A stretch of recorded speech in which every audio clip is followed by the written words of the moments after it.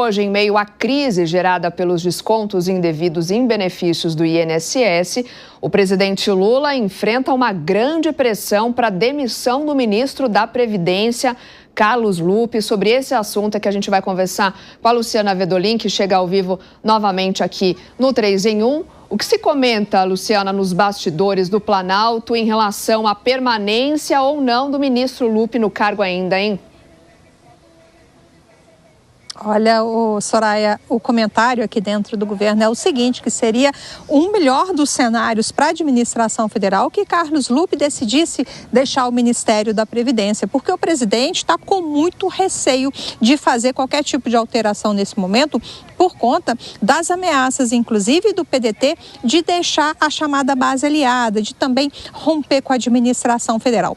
Nesse momento, o que se avalia é o seguinte, não adianta ficar querendo brigar com ninguém, é preciso pensar claramente, e o governo já está dando sinais claros de que Lupe vai perder sim poderes dentro do ministério. Já perdeu a indicação do novo presidente do INSS. Alessandro Stefanuto, que foi afastado da presidência do órgão, ele foi indicado por Lupe, era um nome de confiança do ministro da Previdência, que inclusive no dia da operação da Polícia Federal, ele disse que era preciso esperar, dar a garantia, a chamada presunção de inocência, deixar que o então presidente do INSS se explicasse antes de falar em demissão.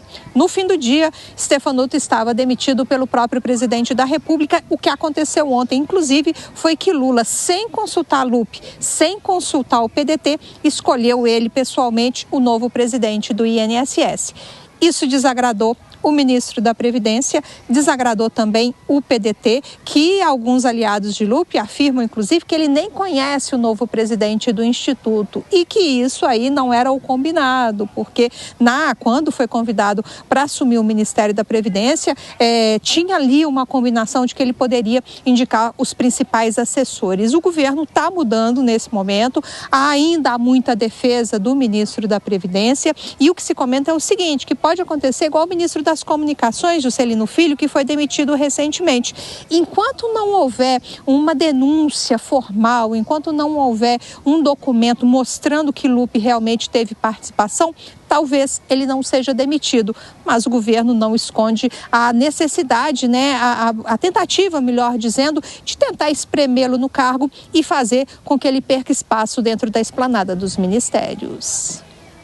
Luciana, por todas as suas informações. Deixa eu já chamar o Zé para a gente discutir por partes. Primeiro, vamos para a escolha do novo presidente do INSS. O presidente Lula acertou em nomear, ou ele errou o timing aí nessa reação?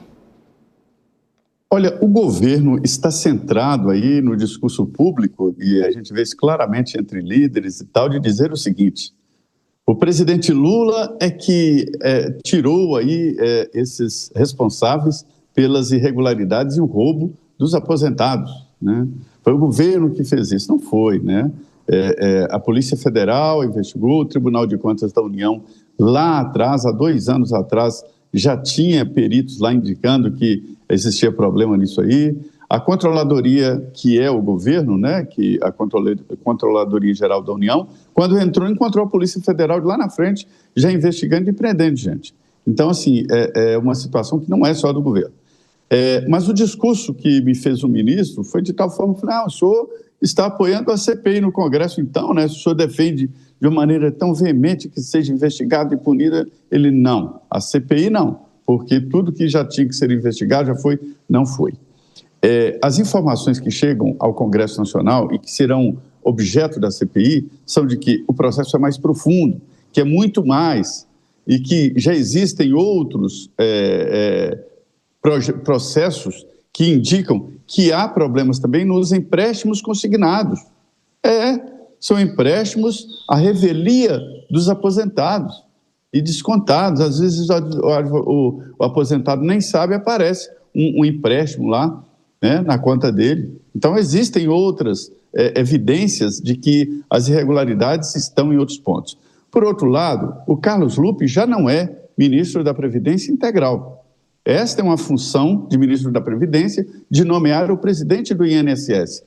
Quem nomeou foi o presidente Lula, e foi buscar um procurador no sentido de dar aquela impressão de uma certa, vamos dizer, liberdade para a investigação. Então, o ministro que não nomeia o presidente do INSS já não é ministro. O Carlos Lupe, eu me lembro claramente do Itamar Franco. Ele tinha umas frases que eram muito bonitas. Uma vez, a ministra Luísa Erundina, ministra de Itamar Franco, criticada pelo PT, então ela assumiu o ministério de Itamar Franco. Depois ela brigou com o Itamar e disse que o Itamar era bobo. O Itamar falou assim, eu sou bobo mesmo, porque eu te nomeei como ministra. Por outro lado, o Itamar, noutra frase muito importante, ele chamou Gedel Vieira Lima de percevejo de gabinete. O Carlos Lupe é isso, um percevejo de gabinete. Para extraí-lo desse Ministério da Previdência, vai precisar de muito inseticida, viu? Deixa eu chamar novamente a Luciana, só para a gente complementar as informações para essa análise. Luciana, o presidente Lula escolheu um nome técnico da AGU para o cargo de presidente do INSS. Tem um motivo especial para essa escolha? É ele quem vai tocar a auditoria, que vai definir como é que vai ser feita a devolução dos recursos, né, aos aposentados e pensionistas que tiveram descontos ilegais nos seus rendimentos, né, nas suas pensões. É o procurador federal Gilberto Woller Júnior. A nomeação dele já foi publicada no Diário Oficial Extraordinário ainda ontem à noite, e o governo ele está querendo deixar muito claro que esse nome técnico vem para resolver o problema. Vem para tentar conter aí problemas, denúncias que já são feitas desde 2019 e que se ampliaram no governo do presidente Lula.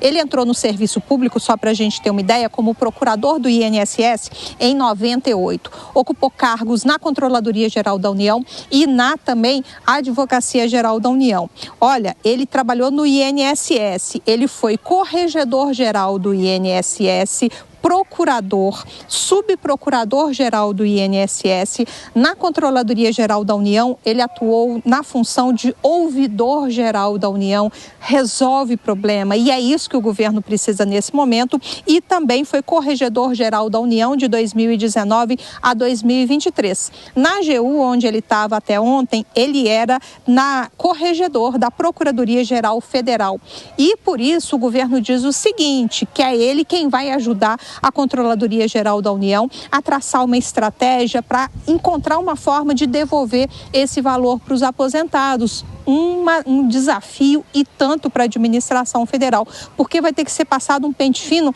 em todos os benefícios e não é um período curto, é de 2019 para cá. Então, a avaliação dentro da administração federal é que o nome técnico nesse momento era super importante. A definição foi do presidente Lula, teve uma reunião horas ontem no Palácio do Planalto examinando nomes e ele foi o mais cotado, foi escolhido pelo presidente Lula. O governo acabou ficando refém dessa escalada das fraudes e agora tem a missão também de descobrir de que forma vai ressarcir todos esses aposentados e pensionistas. Obrigada mais uma vez, Luciana, pelas suas informações. Alan Gani, vou até repetir a questão que eu fiz mais cedo para o Segré. O novo presidente, você acha que ele já chega de fato com esse desafio de viabilizar uma maneira para ressarcir todo mundo? É uma situação bastante complexa, né? Porque o dinheiro não é pequeno, mas tem que ressarcir e, evidentemente, que tem que ressarcir rápido e evitar novas fraudes. Agora, quanto à permanência do ministro Carlos Lupe, quanto mais ele ficar no governo, mais essa crise vai atingir o governo. Faz tempo que não aparecia no noticiário um grande escândalo de corrupção e isso pode ser considerado um grande escândalo de corrupção, de grandes proporções, assim como foi lá no passado o Mensalão e o Petrolão. Agora, é claro que afastar também um ministro traz consequências para o governo, à medida que os parlamentares do PDT deixariam a base aliada. E a gente já está falando de uma base aliada que é frágil e o PDT seria uma base orgânica, então perder 17 deputados também teria um ônus para o governo. Mas eu vejo que é um mal menor. Quanto mais Carlos Lupe ficar no ministério, mais essa crise vai ser ligada ao governo. O PDT, que já vem reclamando há um tempo, né? Se o Zé até quiser complementar e trazer bastidores, já vem reclamando de perda de espaço, querendo mais ministérios. Como agora essa situação pode afetar ainda mais isso? Seria necessário, de fato, essa ação mais radical, pedir a demissão do ministro, ou ele mesmo se demitir, Zé? Olha só, o ministro é o dono do PDT, né? Ele herdou de Brizola esse jeito de administrar um partido político, né? O velho caudilho passou o bastão para o Lupe, né? E o Piperno é um aliado antigo do PDT, né? Desde lá no início da social-democracia, e sabe que o Brizola tinha esse jeitão, dono do partido. Ele expulsava essa história de reunir executivo sem nada, né? Então, assim, o Lupe é isso aí. Então, fica muito difícil. E o PDT já vem reclamando pelo resultado que dá no Congresso Nacional, pela resposta em apoio ao governo. Então, está dizendo, olha, se partidos que não estão apoiando o governo não dão tantos votos como o PDT dá ao governo, tem um espaço maior, então o PDT mereceria mais. Nos bastidores, já existe ali a possibilidade de Volney Queiroz, que é um ex-deputado, né, de Pernambuco, lá de Caruaru, ele é o secretário-geral do Ministério da Previdência. E ele é um pedetista de raiz, o pai dele era do PDT, é do PDT, né? Então, assim, ele poderia, sim, ocupar esse ministério, ele já está no ministério, é o secretário-geral que manda ali na parte administrativa, o Volney Queiroz poderia ser o ministro da Previdência e segurar o PDT, mas tudo depende do Lupe. Piperno, esse problema é do governo, mas também é do PDT, como aí um componente político? O problema maior é do governo, mas o Zé lembrou muito bem a questão do Lupe, porque, veja, o PDT é um partido que perdeu importância, né? Hoje tem uma bancada aí de apenas 17 parlamentares, recentemente viveu um racha muito forte, uma crise lá no Ceará, muito grave, muito séria, que afastou diversos parlamentares e lideranças do partido, a ponto, inclusive, do Ciro Gomes ir para um lado, o irmão dele, o Cid Gomes, ir para o outro. Então, é realmente um partido que, infelizmente, definha. E o Carlos Lupe herdou, como lembrou o Zé, a presidência do partido logo após a morte do Brizola em 2004. Então, ele é o presidente do PDT há 21 anos. E o que aconteceu com o PDT nesse período? Ficou cada vez menor e menos relevante. O Lupe é um péssimo quadro para o governo e igualmente ruim para comandar o PDT. Está na hora de, enfim, dar uma oxigenada no partido. E em relação ao ministério, ele fica, por enquanto, numa posição de rainha da Inglaterra. Se ele não consegue, se ele não tem poder nem sobre o presidente do INSS, ele vai mandar em quem? Agora, eu acho que o governo faz muito bem em nomear um técnico, um funcionário de carreira, alguém que está há 27 anos trabalhando nisso, atua nos órgãos de controle, isso é fundamental, não só para lidar com essa crise, como para tentar exatamente fechar os dutos por onde passam bilhões e bilhões de recursos todo ano na forma de concessões de benefícios irregulares, que é algo que a gente fala aqui sempre. Toda hora tem notícia de milhões e milhões de benefícios regulares para gente fantasma, gente que não existe. Então, quem sabe agora apareça alguém para cuidar não apenas dessa questão, que é muito grave, mas como desse outro caminho histórico por onde o dinheiro escoa. Segre, você acha que o presidente Lula acertou na escolha desse nome e fazendo a sua escolha, dando o aval ali, né? Assinando, quero essa pessoa, quero fulano. Ele estaria assumindo para si o controle, para tentar apaziguar essa crise e não gerar ainda mais, né, uma crise política? Eu não sei como seria mais ainda uma crise política, porque é um escândalo, absolutamente um escândalo. Mas eu fico muito feliz de ver que um governo de esquerda aceita que a meritocracia é a melhor forma de resolver o problema gerado por um político que não entende nada do assunto. Agora, devemos ser justos. Stefanuto, que era o ex-presidente do INSS, em maio do ano passado, foi ele que solicitou uma auditoria para verificar as fraudes que estavam sendo acontecidas nessa situação. Ou seja, descontos de sindicatos que não tinham a mínima relevância do ponto de vista da estrutura, com milhares de associados, não sei nem como chamar, que estavam tendo descontos na folha e que não justificavam e não tinha estrutura. Foi ele que pediu. Isso deve ser dito para não carregar mais culpa na sua incompetência. Mas aí eu fico me perguntando se foi incompetência ou se foi falta de possibilidade. E eu já trabalhei no Estado e sei como custa movimentar a máquina pública, mas falta de possibilidade de frear uma questão que estava sendo conduzida por políticos. E não devemos abstener dessas questões de mencionar que num desses sindicatos, o Sindicato Nacional de Aposentados do Brasil, como vice-presidente diretor está o irmão do presidente. Então, como alguém poderia eventualmente contrariar descontos de um sindicato que o irmão do presidente está dentro da diretoria?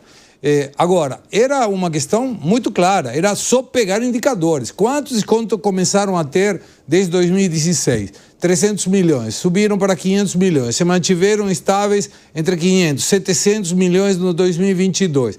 Em 2023, pulou para mais de 1 bilhão e 300. E em 2024, imaginam como ninguém reclamou, 2,8 bilhões. Não chama atenção esse tipo de números? Mais de 1 milhão de reclamações de beneficiários, que não eram beneficiários de coisa nenhuma, eram que esses beneficiários do INSS disseram, olha, eu estou tendo descontos que não estão sendo o que eu queria. Mais de 1 milhão. 1 milhão e 60 mil para ser corretos. E aí você tem várias opções.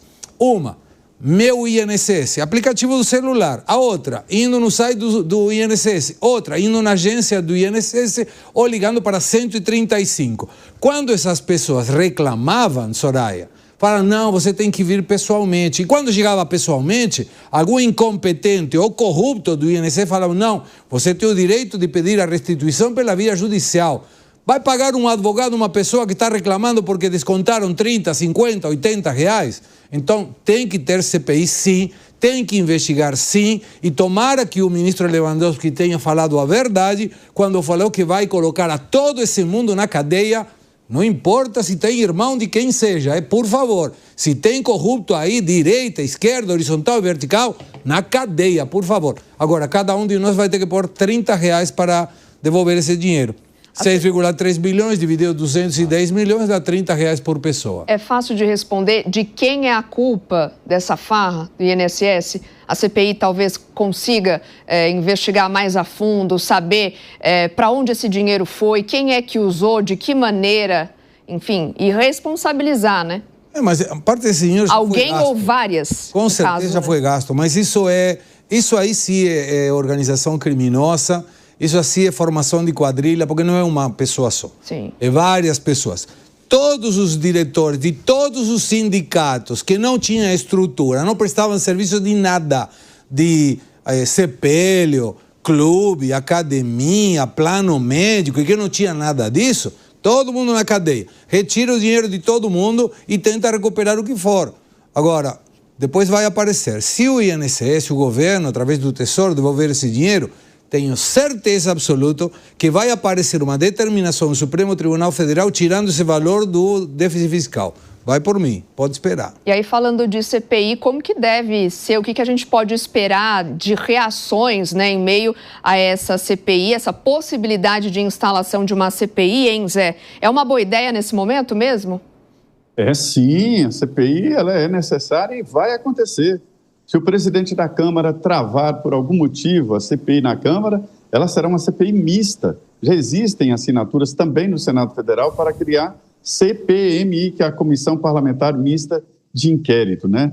Olha só, é um instrumento muito importante, a Comissão Parlamentar de Inquérito, que às vezes é mal usado. Sim, existem CPIs para achacar setores? Sim, se forma a CPI e diz, olha, se você não colaborar aqui, eu vou inviabilizar a sua boquinha no governo. E aí molha a mão de parlamentares e a CPI não funciona, né? Existe isso? Existe. Mas o instrumento CPI é importantíssimo. É quando o parlamentar tem poderes de polícia e de judiciário. Pode prender, como nessa semana prendeu aí um dos acusados lá na CPI das VETs, né? Pode investigar, quebrar sigilo bancário, fiscal e telefônico, tem um poder muito grande de investigação. E o que eu estou escutando é de que não é só esse escândalo de roubo dos aposentados nesse desconto. É também investigar todo o Ministério da Previdência e ver o que está acontecendo ali. Se o INSS, que é o coração do Ministério da Previdência, está tomado assim, os outros setores também. E veja bem, não se esqueçam de que existe o tal empréstimo consignado. Estes empréstimos consignados têm dificuldades. Não sei se na mesma profundidade desses descontos para os aposentados no sentido de adesão a sindicatos.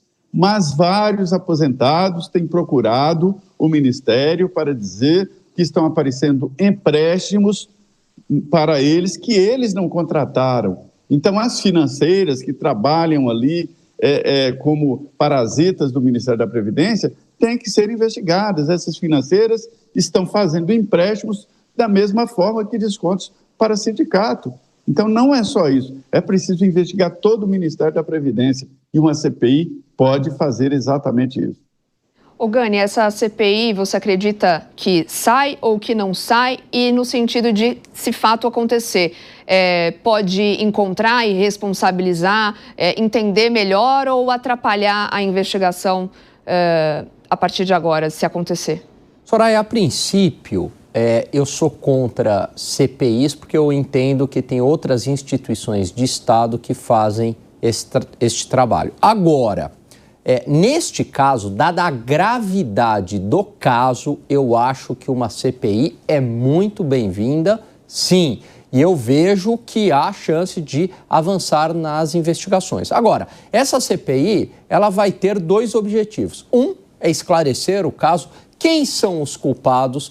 Trata-se de uma corrupção sistêmica, então provavelmente funcionários do alto escalão do INSS mancomunados também com os sindicatos. E aí algo sistêmico envolvendo muita gente, porque a gente está falando de um desvio no mínimo de 6 bilhões de reais. Um outro objetivo da CPI, é claro, vai ser político. A oposição vai explorar muito bem este caso, principalmente porque as cifras bilionárias de desvio aumentaram muito a partir de 2023. Então, é claro que a CPI, a estratégia da oposição, vai ser, de alguma maneira, ligar este caso ao governo. E na percepção popular, Soraya, por mais que o caso tenha ocorrido desde 2019, é natural que para a população ela faça essa associação. Estourou agora, então liga ao governo. Como também envolve sindicatos, e aí o PT é muito ligado ao movimento sindical, então essa exploração política por parte da oposição, ela vai se dar de uma maneira muito mais natural, de uma maneira muito mais fácil. Até porque também um dos sindicatos beneficiados, que recebeu muita quantia de dinheiro, envolve o irmão do presidente. Não estou dizendo aqui que ele é culpado, tudo tem que ser investigado. Mas é claro que a oposição vai explorar isso politicamente. E a gente não pode esquecer que está cheio de CPI parada em fila de espera, né? Será que ela vai ser colocada no fim da fila, na metade, no começo, hein, Segré? Aí vai depender do lobby interno de cada um. A oposição vai querer acelerar, o governo vai querer diminuir o ritmo. Mas me parece que são coisas que não tem como parar. Quando o escândalo chega na sociedade, a força, a pressão social é muito grande. Então me parece que quanto antes começar, melhor será para todo mundo. Até porque eu não consigo entender, e digo de verdade, não é ironia o que eu vou comentar. Como alguém, não importa a ideologia, pode estar contra uma investigação para deter fraude, para deter corrupção. Se alguém não é corrupto, não deveria ter nenhum motivo para evitar que se investigue corrupção. Salvo que, se nessa investigação apareceria alguma questão que involucre pessoas que possam estar próximas ao governo, aí o governo vai tentar proteger essa pessoa, provavelmente. Mas se nós estamos falando que todo mundo, direita, esquerda, quer favorecer a sociedade, melhorar a vida do brasileiro, e para isso precisamos ir contra os corruptos, não deveria haver, deveria ter pedido por unanimidade. Todo mundo quer investigar para ver o que aconteceu. Quem se opor a investigar tem aí alguma sujeira no armário. Agora, Piperno, por que um ritmo mais acelerado e algo mais enérgico não foi feito antes? Não sei, a gente está falando de um escândalo que começou em 2019, não sei. Então, muita gente, pelo menos, se omitiu desde então. Eu, periodicamente, chamo atenção aqui, vou repetir isso sempre, para as questões relacionadas aos cadastros da Previdência, porque toda hora tem denúncia de Bolsa Família, do BPC, concessões de bilhões em benefícios de forma irregular. E esse escândalo do INSS é mais um muito sério que acontece nessa mesma pasta.